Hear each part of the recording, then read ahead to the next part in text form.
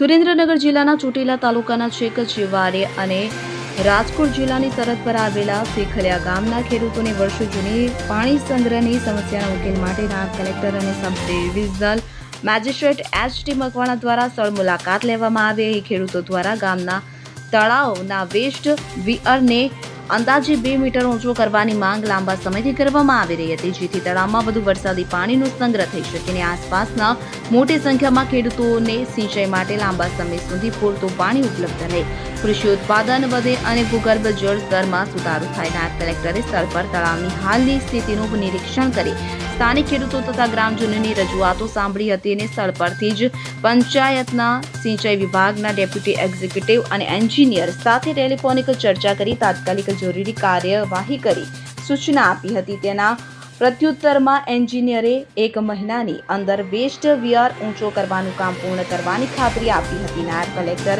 એચ.ટી. મકવાણાએ વધુમાં જણાવ્યું હતું કે ગ્રામ્ય વિસ્તારોમાં પાણી સંગ્રહની ક્ષમતા વધે અને ખેડૂતોને મહત્તમ લાભ મળે તે માટે વહીવટીતંત્ર સતત પ્રતિબદ્ધ છે અને ખેડૂતોના પ્રશ્નોના ઝડપી નિરાકરણ માટે સંકલન સાધી સમયમર્યાદામાં આ કામગીરી પૂર્ણ કરવામાં આવશે કે જેથી શેખલિયા ગામની પાણીની સમસ્યાનો કાયમી ઉકેલ આવશે.